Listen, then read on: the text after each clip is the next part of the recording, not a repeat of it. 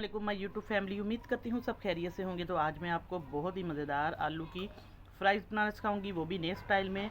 आपने पहले यकीन करें कि ऐसे फ़्राइज़ नहीं बनाए होंगे। आज की रेसिपी है, आप रमज़ान में भी ये बना सकते हैं, वैसे भी बच्चों को बना कर दें, और घर में कोई मेहमान है तब भी आप ये फिंगर फ्राइज़ बना सकते हैं। बहुत आसान और क्विक एंड ईजी रेसिपी है। जल्दी से स्टार्ट करते हैं। मेरे पास है आलू, 2 अदद आलू मैंने लिए हैं। एक आलू मैंने काट लिया इस तरीके से। अब दूसरा मैं आपको बनाकर दिखाती हूँ कि हमने ये कैसे तैयार किया है। ये देखिए, बिस्मिल्लाहिर्रहमानिर्रहीम।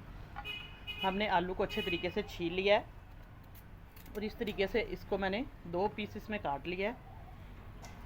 एक को हम साइड पे रखेंगे। अब इस तरीके से सबके घरों में ये आजकल होता है, कद्दूकस जिसे कहते हैं, या जो भी है क्रश करने वाला, तो इससे हम करेंगे। ये देखिए, इस तरीके से आप लोग इसको बना सकते हैं, ऐसे दबाकर। ये देखिए, माशाल्लाह से बहुत ही मज़े की हमारी डिज़ाइन वाली जो है फिंगर फ्राइज़ बनेगी। बच्चे भी खुश हो जाएंगे और थोड़ा सा डिफरेंट टेस्ट भी मिलेगा आपको फ्राइज़ बनाने में।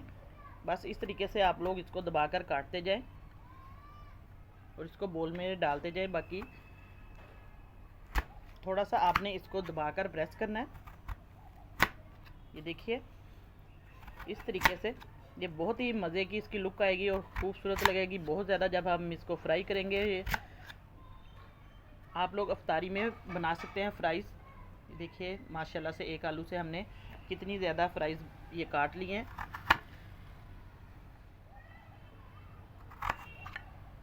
चलिए, अब इसको हम अच्छे तरीके से वॉश करते हैं, फिर मैं आपको अगला स्टेप इसका दिखाती हूँ कि हमने कैसे करना है। ये देखिए, 2 आलूओं से माशाल्लाह से कितनी ढेरों सारी ये चिप्स बन गई है।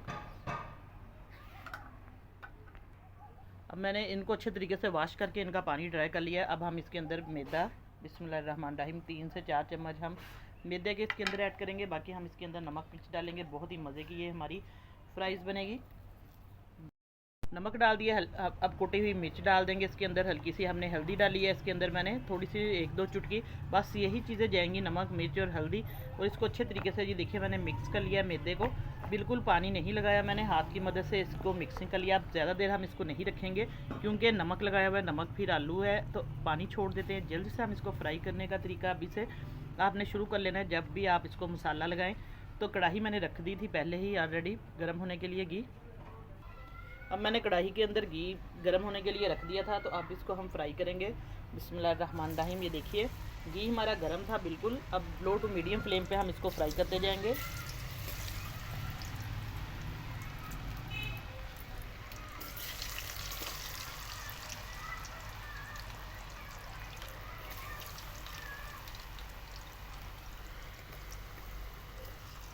अब इसको हम 1-2 मिनट तक फ्राई होने के लिए छोड़ देंगे, जब तक ये खुद ही चिपक के उतर जाएगी, तो तब हम इसको पलटेंगे। फ़ौरन हमने पलटना नहीं, ताकि ये जो आलू है हमारे साथ चिपके होते हैं।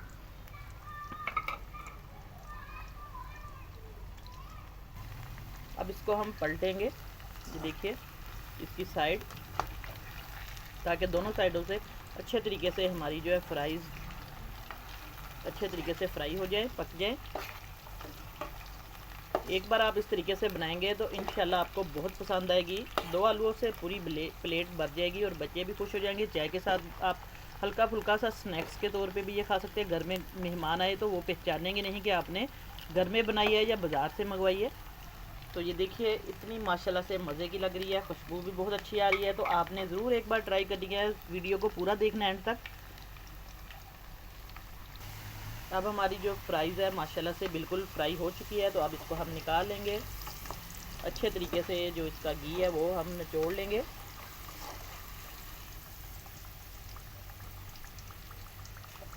ये देखिए, माशाल्लाह से बहुत ही मज़े की कुरकुरी सी क्रिस्पी सी ये हमारी जो फ्राइज़ है वो तैयार हो रही है।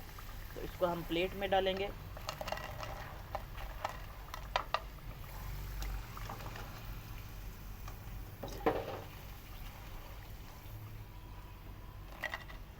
तो इसी तरीके से मैं सारी फ्राई करके आपको चेक करवाती हूँ उसकी। माशाल्लाह से हमारी जो है आलू की चिप्स, ये देखिए, बहुत ही क्रिस्पी बनी है और मज़ेदार, देखने में इतनी खूबसूरत है। तो आपने आज की रेसिपी देखी है, आप ज़रूर ये रेसिपी ट्राई करें। इंशाल्लाह आपको बहुत पसंद आएगी। नई रेसिपी लेकर दोबारा हाज़िर होंगी। इजाज़त चाहती हूँ। अल्लाह हाफिज़।